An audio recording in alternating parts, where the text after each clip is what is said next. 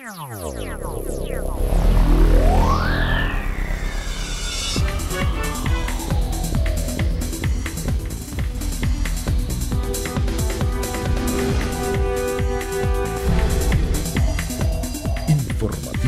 Mira TV está en ti. Amigas y amigos, sean todas y todos bienvenidos a la entrevista. Estamos muy contentos de tenerles una vez más con nosotros en vivo a través de la primera televisora de los Altos Mirandinos, Mira TV. Hoy nos visita acá en los estudios de la televisora nuestro querido amigo el abogado Joel Horta Moros, quien es analista político, es abogado, ex parlamentario, también hace poco fue candidato a la gobernación de Monagas. Es una persona que siempre está muy atento al acontecer político porque le gusta la política y podría quizás pensar que la ama. Vamos a que esa sea nuestra primera pregunta. Joel, bienvenido. Muchísimas gracias, mi queridísima amiga. Sí, el tema político es una pasión, es un amor. Quienes nos iniciamos en esto desde los 11, 12 años, cuando ingresamos al liceo a hacer vida estudiantil, no podemos separarnos de ella nunca más, por más que tengamos la actividad profesional, como de hecho la tengo, aun cuando tengamos la actividad empresarial, como de hecho la tengo, no podemos apartarnos de la política, que es además la actividad primaria de todo ser humano que se respeta como ciudadano. Yo, por ejemplo, te cuento que subiendo... ¿Lo ves como una acción ciudadana? Es así, subiendo en esto, hace minutos para la Panamericana, un señor taxista tuvo la descortesía para con la ciudad de arrojar basura por la ventana de su vehículo. Y pues yo bajé la ventana del mío y le dije que eso estaba muy mal hecho. De allá para acá lo que recibí fueron unas ofensas y yo le respondí también con unas ofensas, porque eso es el ser humano. Y yo quiero a quien me quiera y ofendo a quien me ofende. No tengo por qué... Ojo por ojo, diente por diente. Bueno, la ley del talión se ha convertido en el día a día, tristemente. Pero no con violencia ni con acciones que vayan por encima de lo que establece la legislación venezolana. Yo soy fiel creyente como abogado del cumplimiento de las leyes. Creo que la reforma del Poder Judicial en Venezuela tiene que profundizarse. Pero bueno, por lo menos con ese problema que tuvo el taxista, lo va a pensar dos veces antes de botar otra basura. Alguien no me está viendo. Estoy seguro que sí, porque además es un hombre de por lo menos 70 años y da mucha vergüenza que a un hombre de esa edad se le llame la atención por ese tipo de acciones. Pero eso es la actividad diaria. Ayer, por ejemplo, yo llegué a mi edificio, abro el ascensor y veo que alguien había botado una chicha en el piso. Y me había dicho mi hija Ana Corina un rato antes que iba con unos amigos. Y enseguida asocié el hecho con una muchachada. Efectivamente llegué al apartamento y pregunté, ¿a quién se le cayó esa chicha?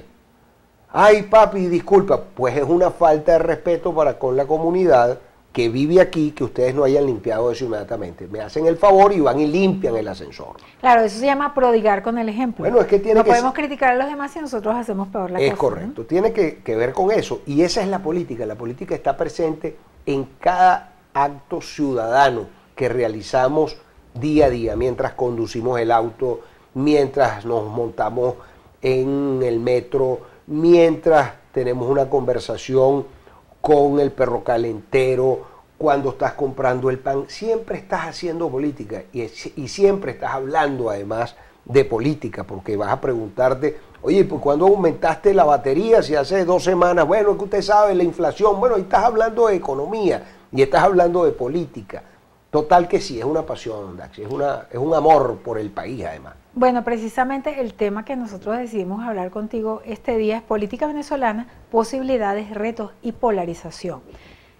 Son aspectos que en este momento digamos que son fundamentales porque hay una especie de paz electoral, pero también una expectativa electoral implícita. Evidentemente, no tenemos nuevas elecciones hasta el 2024.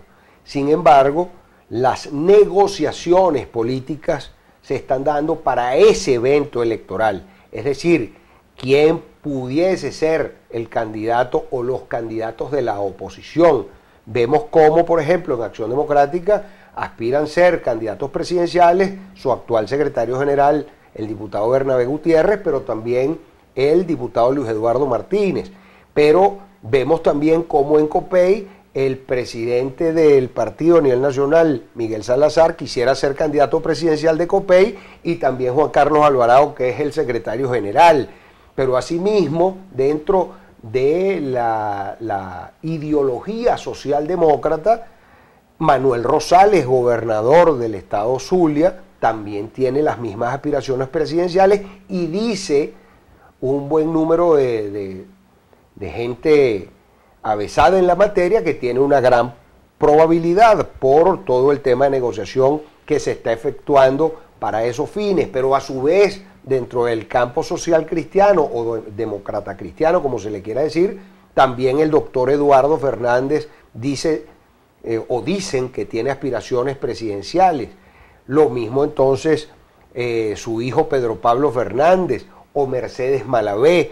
Es decir, que ya tendríamos por una parte 5 candidatos demócrata cristianos y 5 candidatos de la socialdemocracia.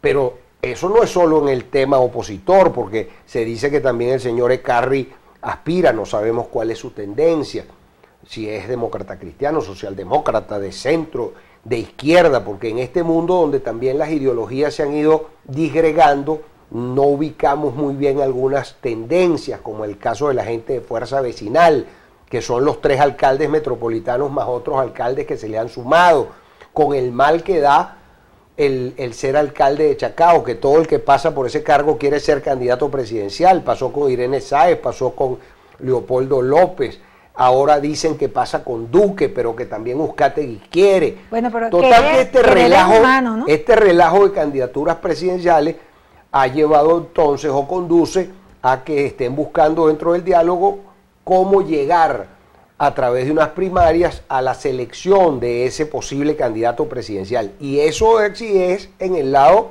opositor. En el sector gubernamental pasa lo mismo. El presidente Maduro aspira a repetir. Parte de las negociaciones dicen que no debe ser nuevamente candidato. Pero entonces está el diputado Cabello, que también tiene sus aspiraciones presidenciales. Lo mismo ocurre con el gobernador Lacaba, lo mismo ocurre con el gobernador Héctor Rodríguez. Está interesante el panorama político. En ese sector es un poquito como más dura la contienda, un poquito más rígida que en la oposición. Bueno, y debo decirte que siendo yo opositor, al día de hoy, la presidencia de la República en el 2024 le estaría ganando el candidato del oficialismo. Llámese el presidente Nicolás Maduro en la reelección o algún candidato. Ahí están las encuestas, porque además, bajo la fragmentación de la oposición en cientos de partidos y la posición monolítica del gobierno con el PSV como estructura política partidista con mayor fuerza, eso resultaría así, porque además después de los errores de la oposición en el noviembre pasado, donde teniendo mayoría el gobierno quedó con un número mayor de gobernaciones de su lado, igual de alcaldías, se facilita, eso allana el camino, además ahora con la nueva elección de el CNE, del TSJ, donde aspirábamos tener una mayor participación, por lo menos un miembro en cada una de las salas, incluyendo la constitucional. Pero no ocurrió eso, y no ocurrió eso porque en las elecciones parlamentarias, bajo el llamado abstención, apenas obtuvimos 20 curules, y 20 curules no tienen la legitimidad y la representatividad como para confrontar en una mesa de negociación al gobierno en este tipo de cosas. Y ahora se toca la elección del fiscal general de la República, del defensor del pueblo, y aguas abajo del Poder Judicial, todos los jueces rectores, los jueces superiores, los jueces de municipios, los jueces, es decir, toda la estructura judicial eventualmente venezolana podría ser una bola de nieve. obviamente...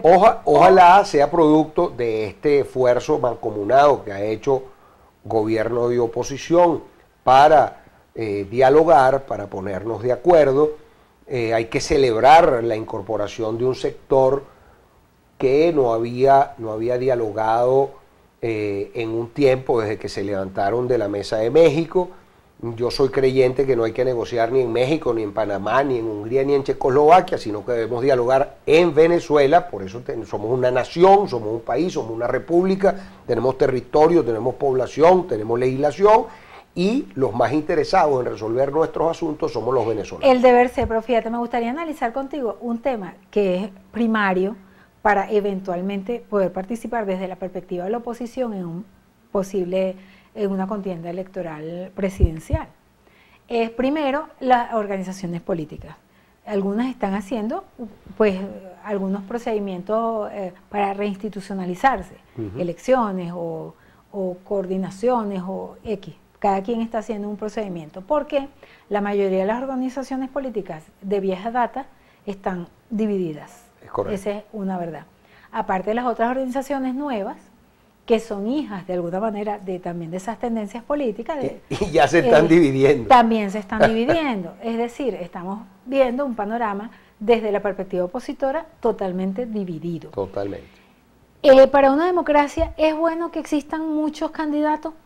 Eventualmente y digamos superficialmente sí, deberíamos, o sea, por eso pusimos en el tapete el tema de la polarización. Sí, yo creo... La polarización le ha hecho daño al país desde la perspectiva democrática. ¿Por qué? Porque entonces empiezan los chantajes dentro de los totalmente. sectores. La polarización fundamentalmente. La polarización nunca nos trajo buenos resultados en el país. La confrontación, el empate catastrófico del que hablamos en algún momento, siempre nos trajo ese enfrentamiento y la no posibilidad de reconciliación entre los sectores políticos, y eso va aguas abajo a nivel de la ciudadanía. ¿Qué esfuerzo se ha venido haciendo desde el 2018, cuando tomamos la decisión de participar en la contienda electoral presidencial de entonces para evitar la reelección del presidente Maduro?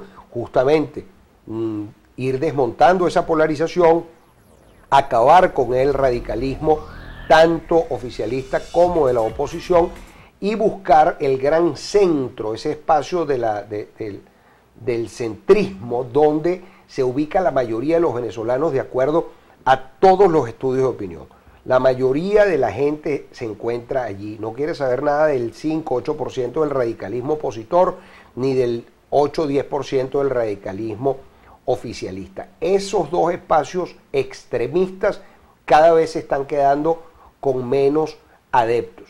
Y la gente que quiere retomar la confianza en el país, que quiere un crecimiento económico, que ha ido solucionando los problemas con su propio esfuerzo, que se ha dado cuenta que no es necesario que el gobierno, a través del populismo exacerbado y del centralismo exagerado, conduzca la vida ciudadana, sino que cada quien resolviendo, vendiendo buñuelos, vendiendo casabe, vendiendo tortas, reparando aires acondicionados a domicilio, haciendo mecánica en su propio garaje, el profesional, el ingeniero, el médico haciendo malabares para resolver el tema económico, el gobierno tapándose el ojo para que monedas como el dólar y el euro pudieran también fluir a través de más de 4.000 millones de dólares mensuales en remesas, anuales, perdón, en remesas para ser insertadas en la economía nacional, permitieran una recuperación entre comillas, porque el tema macroeconómico dista muchas veces de la microeconomía, aunque vemos y se debe celebrar la apertura y el entendimiento por parte del gobierno que los dogmas de ese viejo socialismo centralista, del comunismo que se arraigó en la Unión Soviética de entonces, en Cuba, en Norcorea, que son modelos fracasados, que han empobrecido a todas las poblaciones, que son modelos fracasados, y vemos cómo afortunadamente ha habido un giro hacia la apertura económica, y vemos cómo eso va a seguir sucediendo en el tema petrolero, en el tema de las industrias básicas, en el tema de la economía real de la que afecta al ciudadano todos los días, de cómo tú poder pagar el transporte público, de cómo pagar una consulta médica, porque vemos cómo se destruyó todo el aparataje industrial de Venezuela y ahora tenemos que ir a un proceso de reconstrucción del mismo. Joel, ese grupo que está en el centro, que tú llamas, que es el más grande, que tiene los dos polos en la esquina, tiene un drama, no tiene poder. Este tema quiero analizarlo contigo en la próxima parte y cómo observas que hay para algunas personas es una especie de espejismo, la presunta recuperación económica que podría vivir Venezuela y estar mejorando en estos tiempos. En la próxima parte estos van a ser uno de los temas.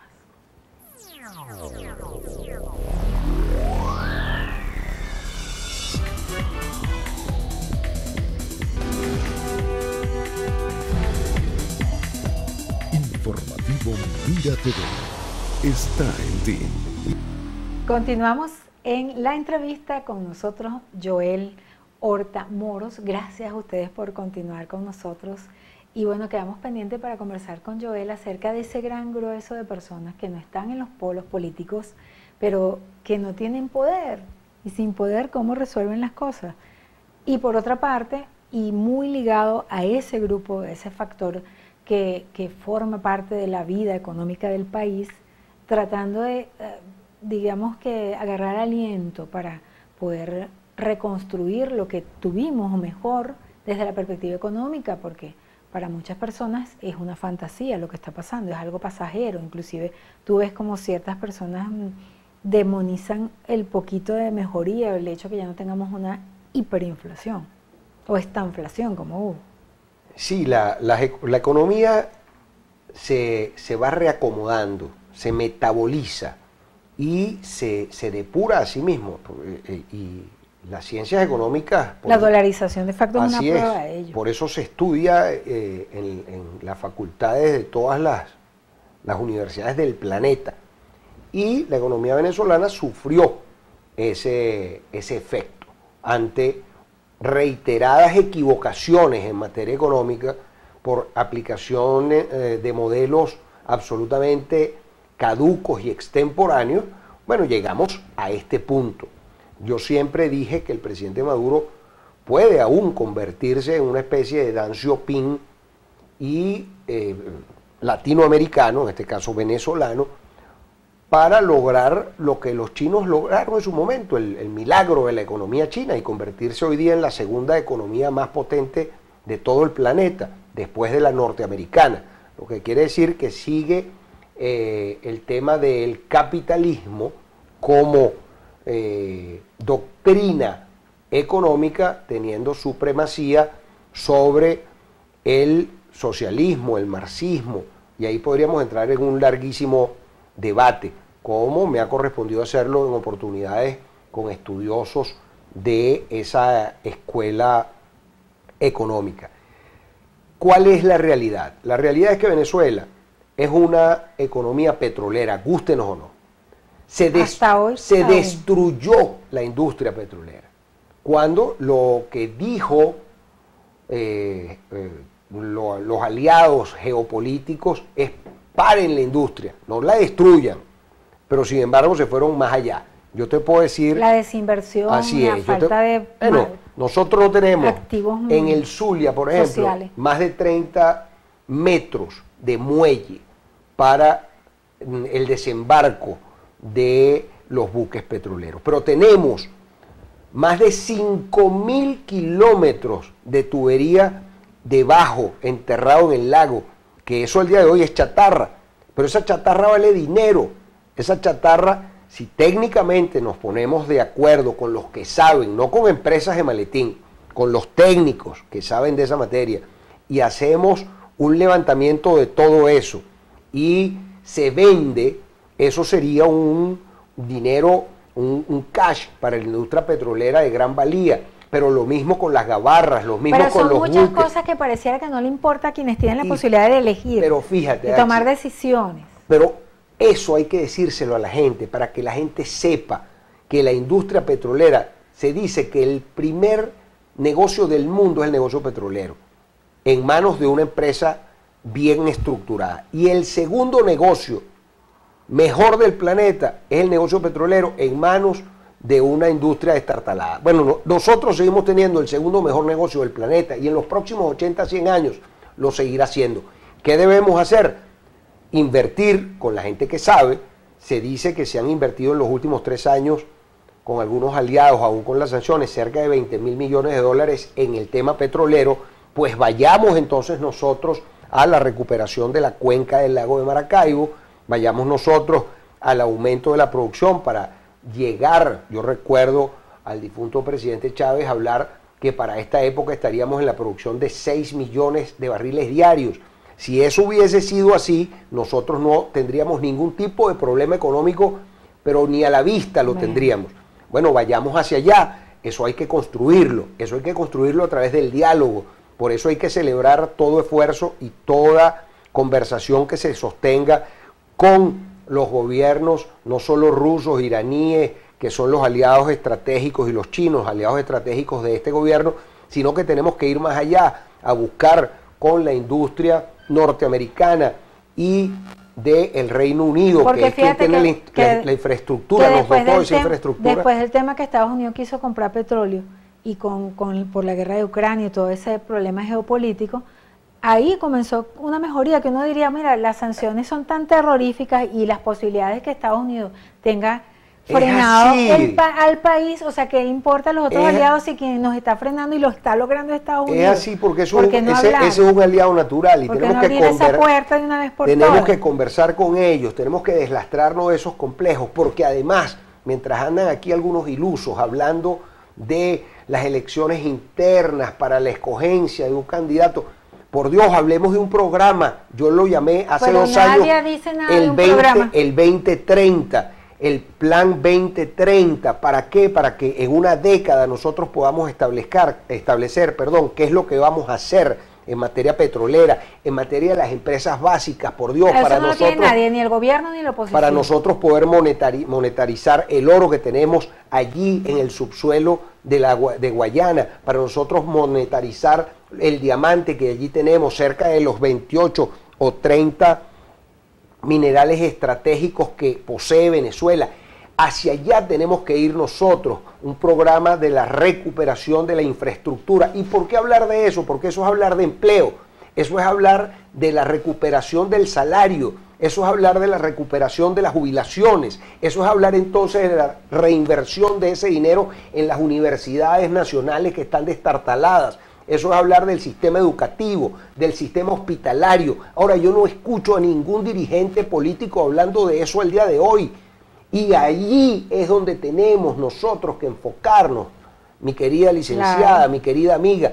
¿Por qué? Porque eso es lo que le incumbe al ciudadano diariamente, al ciudadano de a pie. Nosotros tenemos que generar de nuevo en empleos realidad, yo sólidos. pienso que a la gente ni le importa mucho que mande bien, pero que la gente pueda progresar en su país, que tenga un negocio estable, que no venga nadie a expropiárselo, que no vengan a cobrar impuestos desorbitantes que los haga quebrar de facto. Sí, otro tema del que no se conversa nadie. Yo escucho a veces, y los noto tan ingenuos, se habla de entre 4 y 6 millones de venezolanos viviendo en el exterior. Si tú no mejoras tus relaciones internacionales y tú no tienes relaciones consulares con los países donde están viviendo ese número inmenso de venezolanos, que casi todos estarían votando por la oposición venezolana, no van a poder votar.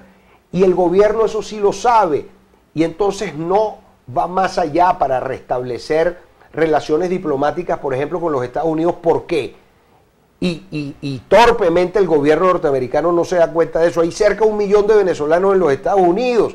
Si no tienen instalaciones consulares no van a poder votar en las elecciones del 2024, pero lo mismo pasa en España, pero lo mismo pasa en Buenos Aires, en Ecuador, en Colombia. La falsa moral del mundo y la aporofobia, que no es xenofobia, sino el repudio a los pobres, que hay en el planeta entero es el drama que viven los países con un problema como el que está viviendo Venezuela, donde tanta población ha emigrado. Así es, cuando nosotros recibimos... La falsa moral del mundo. Cuando nosotros recibimos de brazos abiertos a miles de millones de hermanos colombianos, ecuatorianos, bolivianos, chilenos, italianos, portugueses, españoles, o es que nos olvidamos que en este hermoso país todos estudiamos.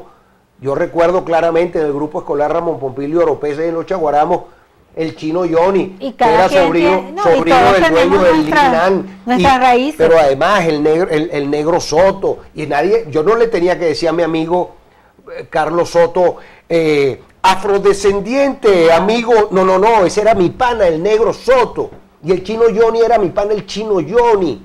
Y así crecimos todos. Y el italiano era el italiano y no se molestaba porque nosotros le dijéramos italiano, y al portugués a José el Portu. Esa Venezuela existe de igual forma, con una tercera, cuarta generación.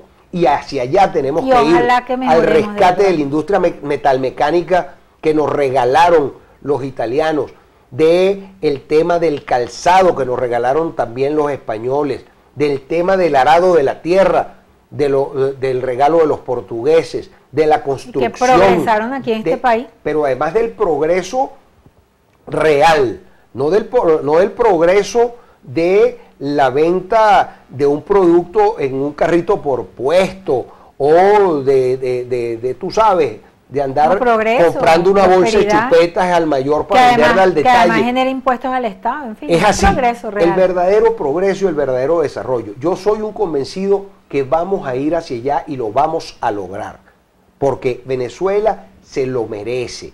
Y el sector extremista del gobierno entendió que estaba en una dirección equivocada. Creo que van a haber anuncios de cambios en el tren ministerial del gobierno nacional, cosa que saludo. Lo mismo el tema de la descentralización y traslado de recursos a las gobernaciones y alcaldías.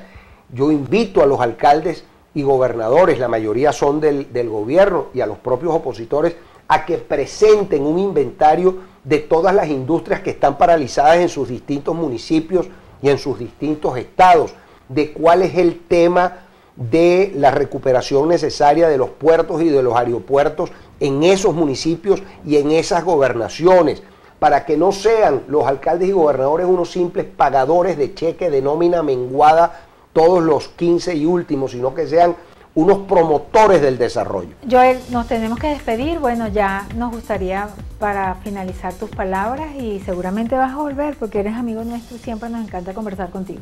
Seguro que sí. Las palabras tienen que ser de ánimo, de optimismo, de fe, de confianza en Venezuela y en nosotros mismos, porque cada uno de los venezolanos es Venezuela. Muchísimas gracias, Joel. Siempre un verdadero placer conversar contigo, y súper agradecida por su gentil audiencia, nuestros queridísimos televidentes. Nos despedimos a nombre de nuestro director, Antonio Abrantes, y quien tuvo el inmenso placer de conversar con ustedes, Daisy Oropesa. Chévere.